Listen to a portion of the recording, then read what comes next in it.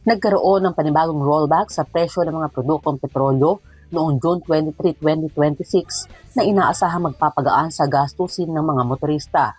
Batay sa ulat ng Top Gear Philippines, bumaba ang presyo ng gasolina sa 3 pesos and 90 centavos hanggang 5 pesos and 90 centavos kada litro. Habang ang diesel naman ay nagkaroon ng rollback na 9 pesos and 4 centavos hanggang 11 pesos and 4 centavos kada litro. Nabawasan din ang presyo ng kerosene ng 9 pesos and 82 centavos hanggang 11 pesos and 82 centavos kada litro. Ito na ang pinakamalaking bawas sa presyo ng langis na naitala ngayong buwan matapos ang magkakasunod na paggalaw sa pandaigdigang merkado.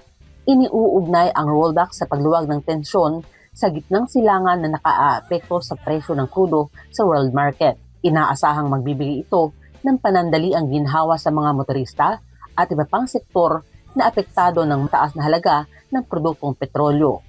Kasama si Jerome Tique at Jeremy Ramos, Elsa Navallo para sa Balitang Unang Sigaw.